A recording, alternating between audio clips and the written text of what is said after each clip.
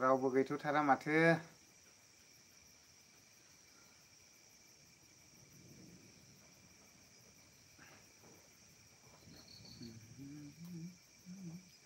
फैलाद' दसे लाइभआव लोगोफोर एसे ओंखाम जानायनि सिगां दसे रायलायनोसै आरोना। सासे फैजेनबाय। Thank you brother first time फैनायनि थाखाय। ब्रादार ना सिस्टार जाखो? दसे ओंखाम जानायनि सिगां लाइभआव थानोसै लोगोफोर। ओरैनो टाइम पास नोंथांमोनजों रायलायलायनोसै। एसे कमेन्ट खालामनो हागोन। ओमफ्राय सोर सोर फैदों आं कमेन्ट हरबाय सासे आरोना, नायनोसै आङो। दा UK07 डियार मा होनो 9 आदा होनदों। गुड नाइट आदा। अके थेंक इउ ब्रादार। ओमफ्राय रैसुमै ब्रह्म फैबाय। हाय आदा मा खबर? मोजां सिस्टार ओरैनो। ओमफ्राय खबर सबर नोंना मा रोखोम? मोजां दा? एसे ओंखाम जानायनि सिगां दसे लाइभआव थानाय जासिगोन ओरैनो जास्ट आरोना। नोंसोरजों एसे रायलायलायनोसै। मारै दं मारै गैया एसे कमेन्ट खालामलायदो। अखाबो हाहां जागासिनो दङ। ओमफ्राय दा UK07 राइडार मा होनो ब्लग माबा जाबाय नामा आदा? जाथ'वाखै ब्रादार, नै दासो संगासिनो दङ जोंना। दा दसेनि उनावसो जागोन। गैया ओंख्रिया दिनै जोगोनारसो ओमफ्राय मिरामिस आरोना, माने सेरफां मैखुन। ओरै नोंसिनिथिंजाय दंना गैया? ओमफ्राय जोंनिथिंजाय दं आरो सेरफांनि मैखुन बे माबाया बे आरो। ओमफ्राय नोंसिना मा ओंख्रि? एसे कमेन्ट खालामनो हागोन। अखा हाहां जालायबायलै ओरैबो बायदि बारबो बारगासिनो दङ सिउ सिउ सिउ सिउनो। बार मा होननांगौ जाखो बारल' बारनानै एक्सुलि बे नैबे अन्थाइआ गोग्लैयाबा मोजां जागौ आरोना। मानो होनब्ला बे फैदेरोना बेनो गाज्रि। ओमफ्राय बे थिं बोराय बोरायफ्रा साफा थफ्लं थफ्लं जाजोबो आरो। दा बेखायनो अखाल' फैब्ला एसेग्राबनि अरजास्लाबा जेनेबा। ओमफ्राय खबर सबर माब्रै? एसे लाइकबो खालामना होनो हागोन अनोब्ला आरोना। गुसु जाथारदों बोथोरा।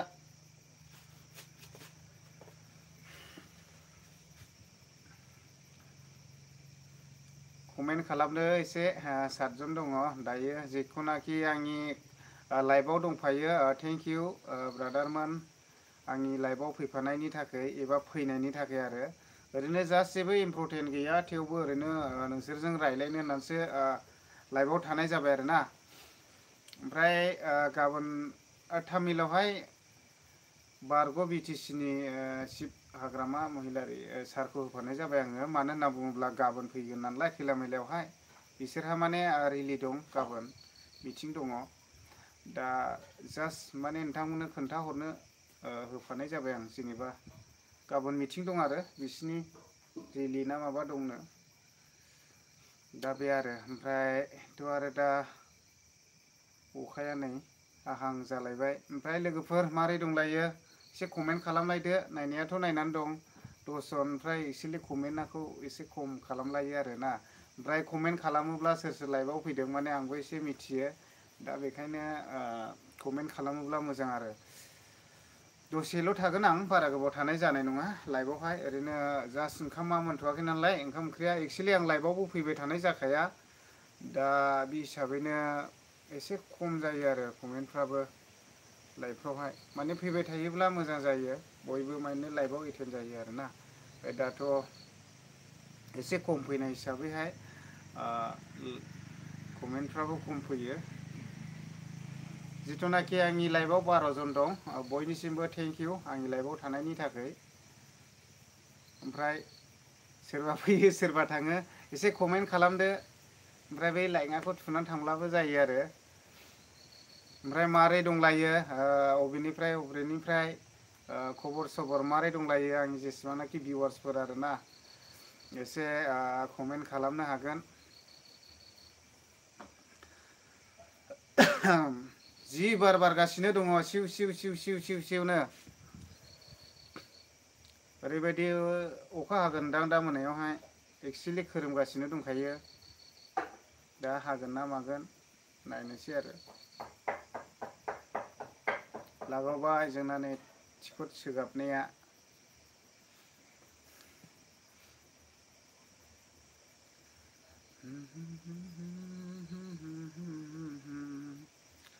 ओमफ्राय लोगोफोर मारै दंलायो? दंनायाथ' दङ 11 जनसो दङ। ओमफ्राय कमेन्ट खालामलायाखै आरो ब्रादार मोना। स' थेंक इउ आंनि लाइभआव फैनायनि थाखाय। जिथुनाखि आंनि लाइभआव दं जेबो इम्परटेन्ट बाथ्रा गैया, ओरैनो जास्ट नोंसोरजों रायलायनोल' थानाय जाबाय आरोना।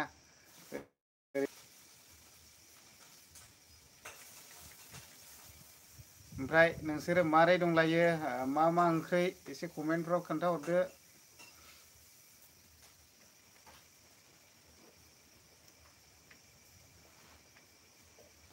गाबोन एसे बिसिनि रिलियावहाय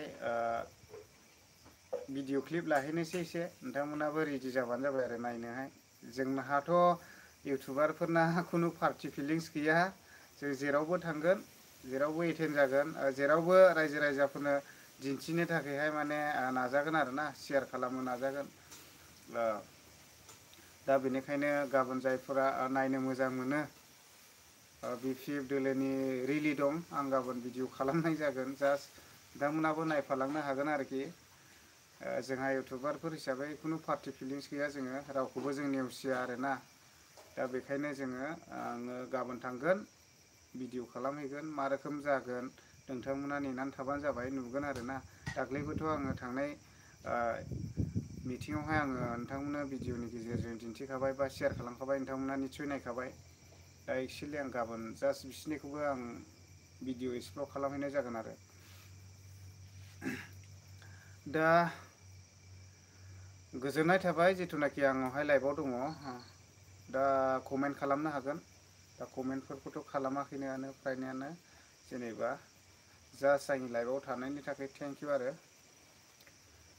ओमफ्राय अखा हाहां हाहांथार जाथारबाय आरो, खोमसि जाजोब्बाय, नै बारबो बारगासिनो दङ।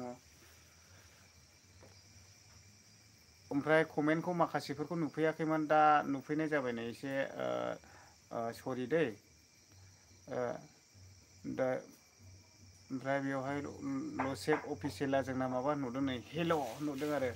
थेंक इउ लसेब, आंनि माबायाव लाइभआव फैनायनि थाखाय। आंहा माने बिहावसोसो जानोसै आरोखि ना जोंना। ओमफ्राय आं कमेन्टखौ फरायलांबाय थानायसै, माने नेटआ एसे प्रब्लेम जायो। जिथुनाखि सिगाङावहाय कमेन्ट खालामबाय जानांगौ, ओमफ्राय गाज्रि मोननाङा आरो। दा आं कमेन्टखौ नायलांसिगोन। एक्सुवेलि कमेन्टआ फैबाय आरो, एसे नेटनि प्रब्लेम जाबाय थायो। ओमफ्राय नोंसोरो कमेन्ट खालामनो हागोन, मा रोखोम जादों केमेरानि कुवालिटिफ्रा एबा आवाजफ्रा, कमेन्ट खोन्थाहरनो हागोन आरो। आं दा कमेन्टखौ नायसिगोन आरोना।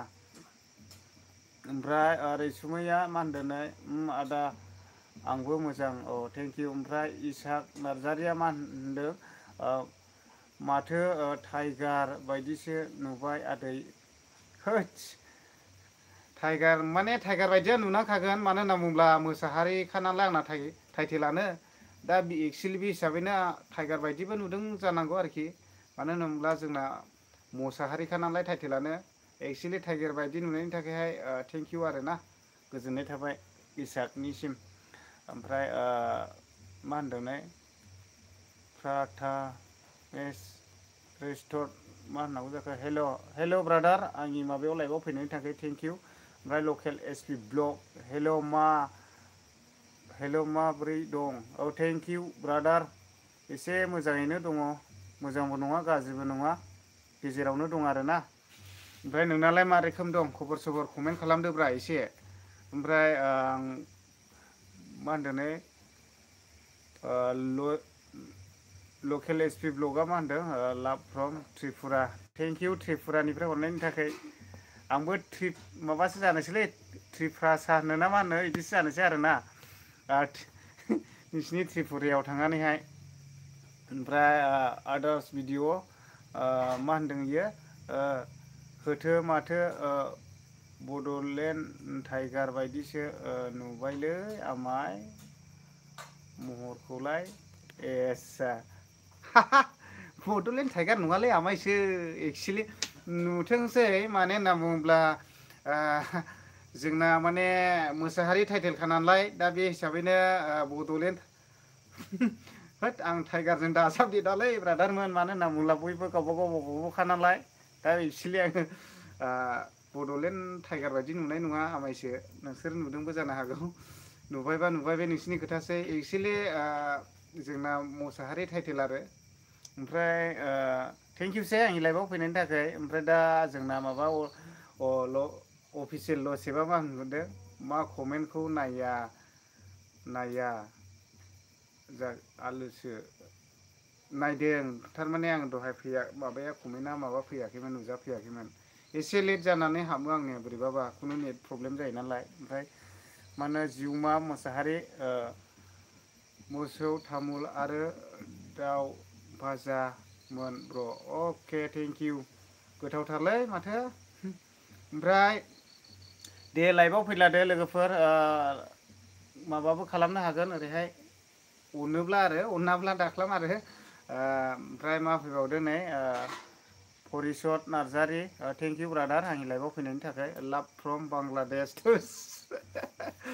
एनारजि गैया ना होसोजानाय जागोनलै थेंक इउ जास्ट ओरैनो कमेडिसो आरोना ओमफ्राय परिसद नार्जारि लाइभआव फैनायनि थाखाय थेंक इउ ओमफ्राय नोंसिना मा ओंख्रि ओमफ्राय दे कमेन्ट खालामनो हागोन जायफ्रा आंनि लाइभआव दं ओमफ्राय दाबो टाइगार बायदि नुथारदों ना मारा माथो एसे टाइगार बायदिसो नुदोंलायलांबाय दे कमेन्ट खालामलायदो दे लोगोफोर मारै दंलायो ओंखाम जानायनि सिगां आं बारा गोबावबो थानाय नङा लाइभआवहाय ओरैनो जास्ट दसेल' थागोन ओंखाम मोनसान्दि आरोना आं माने एक्सुवेलि लाइभआवबो बारा फैबाय थानाय जाखाया ओरैनो सम मोनबाल' फैयो आरो ओमफ्राय लकेल एसपि ब्लग मोजां दं दा सनानो मोजां गैयालै एक्सुवेलि ओरैहा बारा गैयाना ओरैया ओरै थाबासो एसे गोसोफ्रा मोजां मोनोलै दा ओरैया गैयाना बे हिसाबैनो गोसोआ मोजां नङा आरो थेवबो जिन्दा दं बेनि थाखायनो थेंक इउ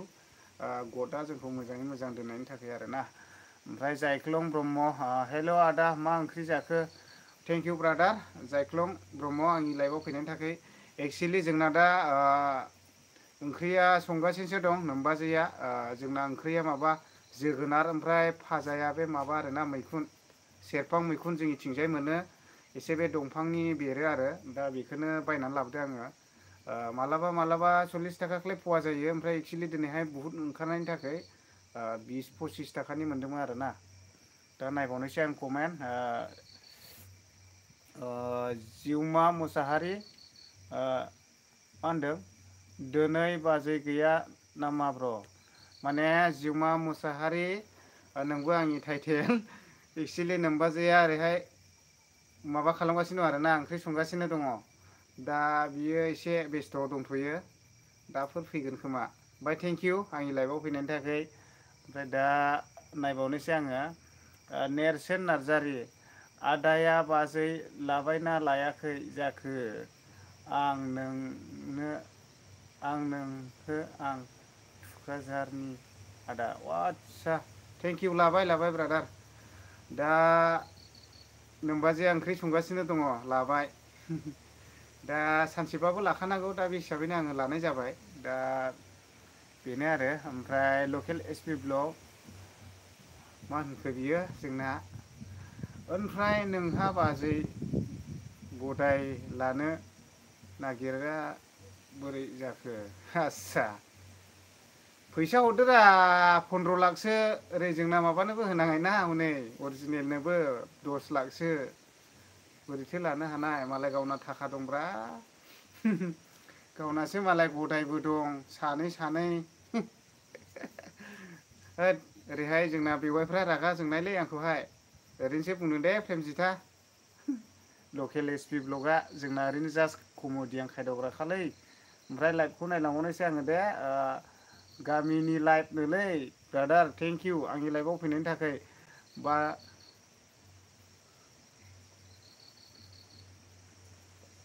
गामिनि लाइभ अके थेंक इउ ओमफ्राय दा खबर सबर मारै दंलायो कमेन्ट खालामदो दे नेरसोन नार्जारि आं दिनैसो मा होननांगौ जाखो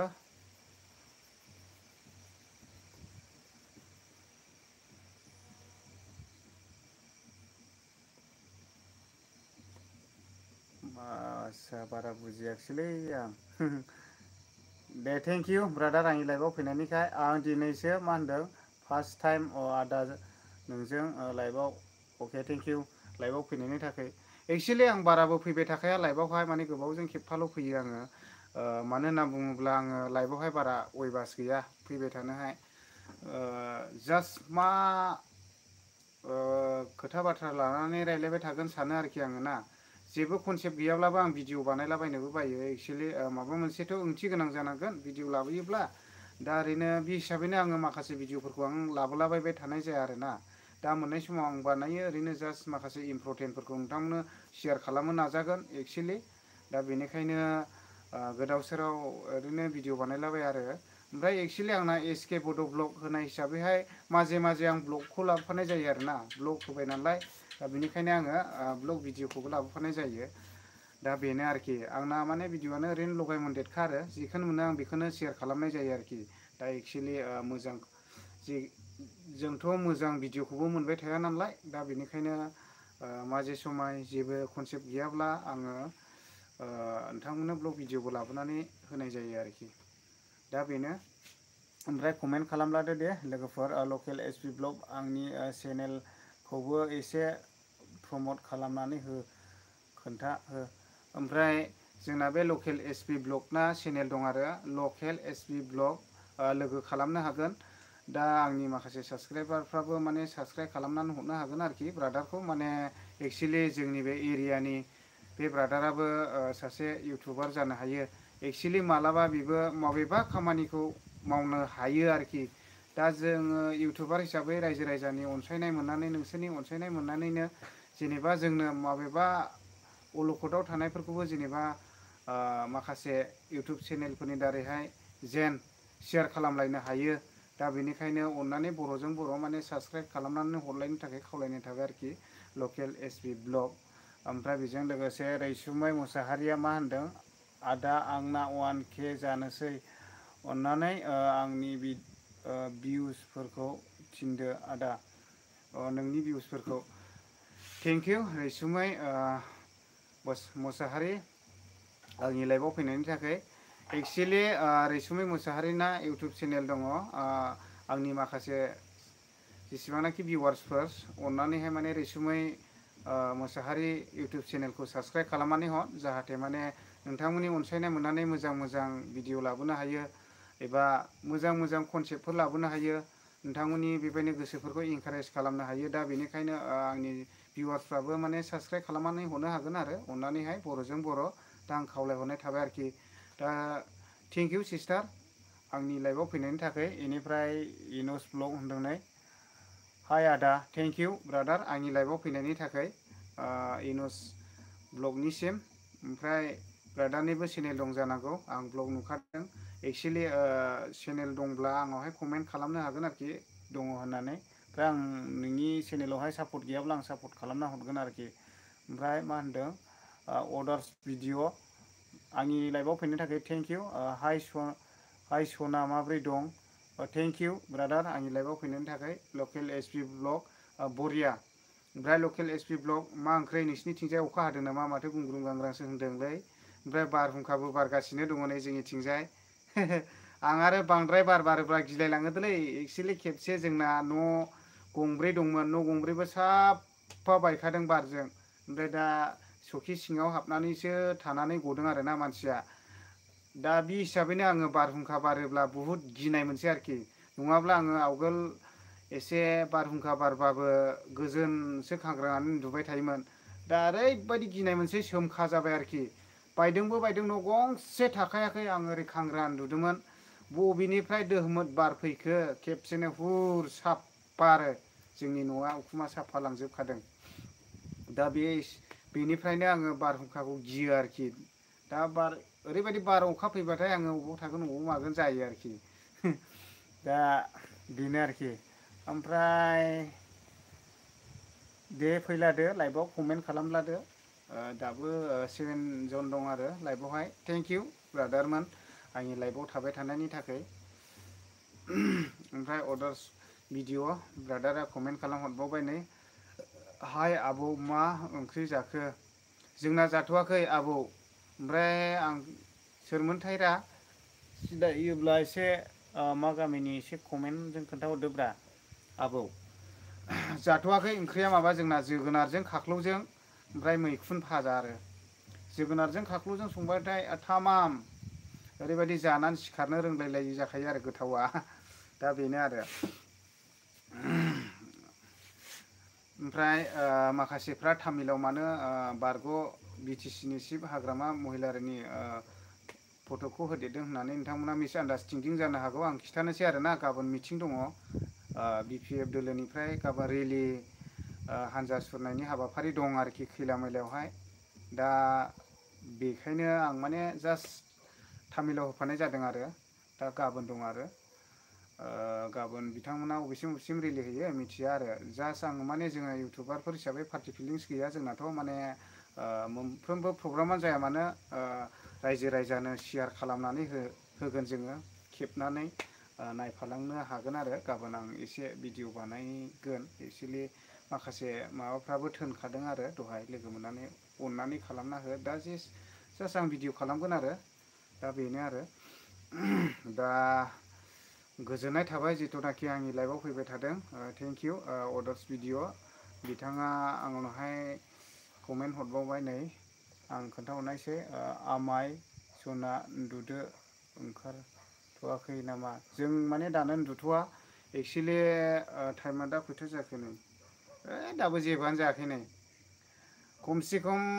11थासोआवसो उन्दुनाय जायो 11थासोआव उन्दुनोसै ओमफ्राय रैसुमै मुसाहारिया मा होनखो थेंक्स आदा बुंनानै होनायनि थाखाय थेंक इउ बेबायदिनो सापर्ट होलायलायनांगौ आरोना बर'जों बर' दा रैसुमै मुसाहारिनाबोथ' चेनेल दंखायो दा भिडिअ लाबोबाय थायो नोंथांमोना मा भिडिअ रैसुमै मुसाहारिया मा भिडिअ लाबोयो आंनि माखासे भिउवार्सफ्रा बिथांनि लिंकआव थांनानै भिजिट खालामहैनो हागोन नायहैनो हागोन आरोना दा गोजोननाय थाबाय ओमफ्राय दे मा ओंख्रि रैसुमै मुसाहारि नोंस्रा मा ओंख्रि खोन्थाहरदो जाथावथाव नामा गोथावल' जायो नामा ओमफ्राय जिथुनाखि 11 जन थांलाय फैलाय लाइभआवथ' बिदिनोखा मालाबा फैयो मालाबा ओंखारफिनो थेवबो लाइभआव फैनायनि थाखाय थेंक इउ आरोना ओमफ्राय जोंना ओरैहाय लाइटनि कुवालिटिया बारा मोजां नङा ओरैनो जास्ट आङो गोजौआवहाय लाइट दङ नै दा नोंथांमोनासो मा रोखोम नुदों केमेरायाव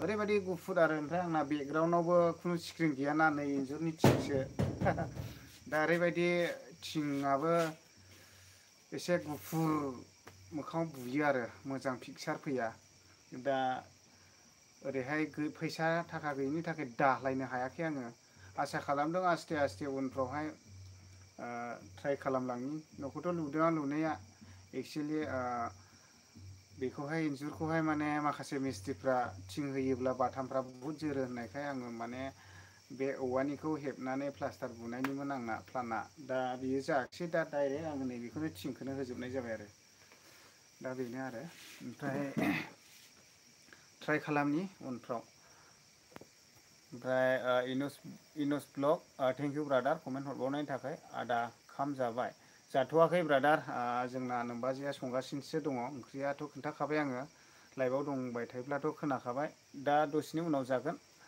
ओमफ्राय अदार्स ब्लग नोंसिनिजों मैदेर फैबाय नामारा जोंनिथिंजायथ' मैदेरा फैबाय थाखायो दाख्लैबो फैदों नै फैबाय थायो मैदेरा माने खाथियावनो नालाय हाग्रायाबो दा बे हिसाबैनो फैबाय थायो आरो एक्सुलि जोंनिफ्राय बारा गोजान नंखाया खमसे खम 5-6 किल'मिटारनिफ्रायनो फुरा हाग्राखा आरोखि ओरैहाय भुटान नांखाबाय जायखौ नोंथांमोना बयबो मिथिखायो दाख्लै बावैसो खालामाथि ससियेल मिडियानि गेजेरजोंबो नुखादों फुरा भुटान नांबाय आरोना दा फैयो एक्सुलि माखासे न' बांफोरखौबो माजे समाय गाख्रुब गाख्राबबो खालामफैलायलाङो आरो ओमफ्राय माइरं दैरं जायो मासे खिया दं बियो फुरा खाथ्राखा नुबाथाय होसोखायो आरो दा एक्सुलि जोंबो खायदावो आरो जास्ट मैदेरा फैयोब्ला इन्ट्रेस्ट मोनलायलाङो उन्दुनो ओंखारलायलाङा ओमफ्राय अर्जुन मुसाहारि थेंक इउ आंनि लाइभआव फैनायनि थाखाय बहानि आदाया आस्सा थेंक इउ आंखौ सोंनायनि थाखाय आंनि मुङा ओरैनो सोरां सनक मुसाहारि होनो आरो जास्टआव ओमफ्राय चेनेलाथ' नोंथांमोना नायगासिनो दंखायो जायनि फलाव। ओमफ्राय आङो चिरां डिस्ट्रिक्टनि खयलामयला BCDC नि सिङाव थानाय पwidw गामि आरोना। दा नोंथांमोना फैयोब्ला नुनो हागौ आसाम माला मावनो जिथुनाखि सापागुरि टु ओरैहाय मालिबिथा एबा भुटान बर्डारसिम जिथुनाखि जानो गोनां आसामाला लामा, बे आसामाला लामाखौ मावनो थाफैनाय कम्पानि पwidw गामियाव थादों। दा नोंथांमोना मालाबा समफ्राव फैबाय सनोब्ला नुगोन आरो। दा बेयावहाय बे साखाथियाव आरो एक्सुवेलि जोंना नङा। दा आंनावहाय फनसो खालामहरगासिनो दङ नै आदा बेंगालर बि गार्लस, नोंथांमोना नुबाय जानांगौ। गला गला बिथांमोना कभार डान्सबो भिडिअ लाबोयो। आं रिसिभ खालामथ'ला, फन खालामदो आरो। ओमफ्रायनो आंनि लाइभखौ नायदों जाखानांगौ, दा बेखायनो लाइभआव बुदेरना हरदों बियो। सान्दिया नानि एसे फनखौ दानथ'बानो जाबाय। दा सान्दिया मोना कल खालामदों आरो आंनावहाय, JCB सालायग्रा नानि, नोंथांमोना बयबो नुखायो सिनायखायो। ओमफ्राय दा बेजों लोगोसे लाइभआव दङ आङो, दा हरथ' दे। ओमफ्राय दा आदार्स भिडिअस होनदों नोंनि आं माबाखौ नायस्लाबनाय जायाखैमोन ना। 4 days-सोलै होनदों आमाय जंखायबाय। अके आं सरि आमाय, दे थेंक इउ। ओमफ्राय जोंना बे 4 days आदार्स blog YouTube channel, बेनोबो channel दङ। साबस्क्राइब खालामनानै हरनो हागोन थाफाथाबनो। जोंना माखासे एक्सुवेलि गोबां माबाफोरखौबो जों साबस्क्राइब खालामनानै होनाय जायो। एक्सुवेलि जोंनि बर' मानसिनि माखासे दानि आप टु डेट माने माबाफोरखौबो एसे फोजौहरनो नाजानांगौ। मानो होनना बुङोब्ला बेबो मालाबानि समाव नोंथांमोननि माबा मोनसे मोजां खामानि मावना होनो हायो। दा बेनिखायनो अननानै साबस्क्राइब खालामनानै हरनो हागोन आरोखि। आदार्स माबाखौबो आरोना, अदार्स भिडिअस माने बेना इउटुब चेनेल दं। ओमफ्राय परिसत नार्जारिया कमेन्ट हरबावबाय, आंना मा होनदों आंना देमासआवसो 1K जादोंलै ब्र' इउटुब मा। अके 1K जानायनि थाखाय मेनि कंग्रेचुलेसन जासिहरनाय थाबाय आंनिफ्रायबो। दायो वाच टाइमल' खामायदो, ओमफ्राय मनिटाइस खालामदो आरोना। दा 1K जाबायब्ला आरामसे नोङो माजे समाय लाइभबो फैबाय था आरोना। ओमफ्राय नोङो दा वाच टाइमनि गोनांथि नालाय, दा लाइभ फैबाय थादो। लाइभ फैनानै जिथुनाखि जथेस्थ' नोंहा 4000 वाच टाइम मोनबाथाय टेनसन गैला आरो। ओमफ्राय चेनेलखौ मनिटाइस खालामनानै लादो। ओमफ्राय आरामसे भिडिअ बानायबाय थादो आरो, मोजां कनसेप्ट लाबोनो नाजाबाय थादो। ओमफ्राय आंनाथ' केमेरानि कुवालिटियाबो बिदिनोसै, दामि मबाइलबो नङा, आइफनबो लायनो हायाखै। मानो होनना बुङोब्ला आइफन लाब्लाबो बिदिनो नोंथांमोनाथ' मिथिखागौ आइफननि दामनि आखलखौहाय। ओमफ्राय वान प्लासआबो मोजां कुवालिटिनि ओंखारदों आरो। एक्सुवेलि आंना दाख्लै मबाइलाबो गाज्रि जाब्रबबायमोन। मानो होनना बुङोब्ला एसे अन जालाय अफ जालाय जाबाय थादोंमोन। ओमफ्राय दा आङो फैबाय थानाय समावहाय आङो एकदमबारे लाइमुथिनिफ्राय फैदोंमोन। ओमफ्राय बेंथलावहाय मोनसे गोदान मबाइल नायदोंमोन आङो। ओमफ्राय बे फानग्राया बेंथलना बेना नोंना सिस्टेम आपडेट बिबाय, फुल आपडेट होदिनि होननानै बियो बिनानै फुल आपडेट होना होदों। दा फुल आपडेट होनाय लोगो लोगो आंना मबाइला स्रोब थांनानै एकदमबारे बे EMI-आ नुजायो, ओमफ्राय अन जाथाया, बिदिल' गोमोरलाय अन जालाय गोमोरलाय अन जालायल' जाबाय थाखाबाय आरोखि। दा एक्सुवेलि जायफोरा EMI मबाइल लादों आरोना, जे रेडमियानो जा बा माबायानो जा EMI कम्पानि, नोंथांमोना फुल आपडेट खालामनानै दाला आरो। नङाब्ला बायसान्सआव बिदि जानो हागौ आरोखि। दा आंना बिदि जादों आरो। दा इउटुबावबो नायनो हागोन आरो नोंसोरो बेबायदिखौहाय। दा एक्सुवेलि फुल आपडेट होनाङा जाहैदों, मानसिफ्रा बादा होदों आंखौ। दा ओमफ्राय लांनानै माने बेखौनो मा खालामखो, 2200 थांखादों आंना बानायनायावहाय। सफ्टवेयार गावदों होनदों गावसोरलाय, ओमफ्राय मा बानायखो गावसोरनिसो खोथासै आरोखि। मा IC-बो होदों होनदों आरोखि। दा मबाइला बेखौनो बाहायथ'नाय जाबाय आङो। नङाब्ला आङो बाफिनावहाय गोदान बिहरबायमोन। आंजों लोगो दङ, नोंथांमोनाबो थांब्ला लाहैनो हागोन। बापि ओरैहाय फेडारेल बेंक अपजिट आरोना, फेडारेल बेंकनि ओरैहाय सानजा सिद्दा जायो बिसिना, सोनाब मोखांखा। दा फैसा गैथ'आ आंनाव नुदोंमोन आं। ओमफ्राय नों मा मबाइल लांफैयो लांफैदो, आधार कार्ड पेन कार्डल' खेबना हरदो नुदोंमोन आरो। ओमफ्राय लायनाय जायाखिसै आङो। दा गोजोननाय थाबाय। आङो कमेन्ट फरायबावनोसै। ओमफ्राय रैसुमै मोसाहारिया होनबावबाय नै, कफि आलु दाउ बेदर बेनाय आदा बरियाथार माथो नोंस्रा कफि आलु दाउ बेदरब्लाथ' ओमफ्राय जिथुनाखि दायो 9 जन दं 9 जन दङ लाइभआवहाय बा कमेन्ट खालामनो हागोन दे ओमफ्राय जायफोरा गोदान आरो हरदेरना होबावबाय जोंना बिगोल्सआ इउटुब चेनेला आं लाइभआवसो दंलै आदा दा हरफिन नोंबो गलासोरा आइया आइया आइया होनलायनायनि मोसानाया देनां फैबा सानैजोंहाय ओरैबायदि मोनसे ब्रेक डेन्स भिडिअ लागोन आरोना आंबोथ' एसे मानसिया गोदोहाय सावलुन सुलुन मा लाब्रुन लाब्रान लाखानायखा ओंखायनो फन हरदेरबाय थानांथ'ला सानदिया नानि नोंसोरथ' लाइभआव दंखायो आंनि लाइभआव कमेन्टल' खालामाखै आं मिथिखाबाय दा ओंखायनो जमखाय हरदों आरो ओमफ्राय इउस ब्लग रिप्ले खालाम आंनिखौबो आस्सा आं नायस्लाबाखैमोन एसे कमेन्ट खालामबावलाय इनस ब्लगावनो नामा नोंना माबाया इउटुब चेनेला एसे कमेन्ट खालामनो हागोन ओमफ्राय आं बारा गोबाव थानाय नंला दे लोगोफोर आङो बारा गोबाव थानाय नेम गैखा आंना जास्ट ओरैनो 5 मिनिटसो थाबावनाय जासिगोन नोंथांमोनजों लाइभआवहाय ओमफ्राय आङो एसे गन्द्रा बिगटखौ थुमनानै लानोसै ओमफ्राय जायफोरा गोदानै फैदों कमेन्ट खालामनो हागोन ओमफ्राय बेजों लोगोसे आं मोनसे रिकुइस्टेड खालामनो सानदों आरो आंनि pwidw इउटुब चेनेलखौ जायफोरा मोजां मोनो अनोब्ला साबस्क्राइब खालामनानै होनो हागोन नोंथांमोननि अनसायनायावनो आङो जेन मालाबानि समाव नोंथांमोननि मोजां खामानि मावलांनो हायो एबा माखासे बेबायदिनो मोजां मोजां कनसेप्ट लाबोनानै नोंथांमोनजों शेयार खालामलायनो हायो एबा माबा मोनसे एबा माबा मोनसे अलखदावहाय भिडिअनि गेजेरफोरजों मोजां खामानि मावनो हायो बेखायनो अनोब्ला साबस्क्राइब खालामनानै होनो हागोन आरोखि दा आंनि रिकुइस्टेड बे ओमफ्राय बेजों लोगोसे दा हरदोलै आदा फन खालामबाय थागासिनो नै दा दसेनि उनाव हरफिनगोन आं एगेन्स नोंनावहाय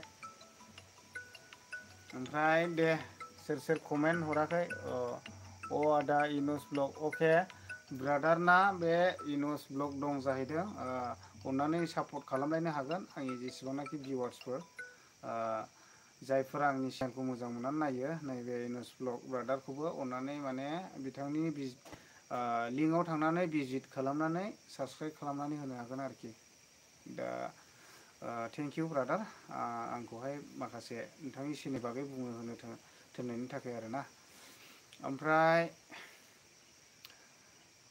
फैलाबावदो दे जायफोरा लाइभआवहाय फैदों ओरैबायदि गुसु जाखादों ओरैबायदि बार बारगासिनो दंखायो नोंथांमोनासो खोनादोंना खोनायाखै हमनो जोंनि न' साखाथियावथ' मोनसे ओरैबायदि टावार बायदिल' दंखायो सुम्लि बिफां गिदिर गोगोमखा आरोना ओरैबायदि गोजौ गिदिरखा दा बारहुंखा फैबाथाय फुरा साउन्ड जाखायो आरोखि साउन्डआ ओरैबायदि गोमखायो साउन्ड पलुसना हम हम हम हम हम हमल' फैखायो आरोना दा ओरैबायदि आरो ओरैनो आंहा बारहुंखा गिखायो ओमफ्राय इनस ब्लग आदा आं नागालेण्ड साइडनिसो अके थेंक इउ ब्रादार नागालेण्ड साइडनिफ्राय आंनि लाइभआव फैनायनि थाखाय नागालेण्डनिफ्राय चिराङाव फैनायनि थाखाय थेंक इउ नागालेण्डनिफ्राय हरनायनि थाखाय मालाबा सम मोनब्ला नागालेण्ड बेरायहैगोन र' लाइभआवहाय आं लाइभआवहाय दाबो थांनाय जायाखै नागालेण्ड ओरै थांबाय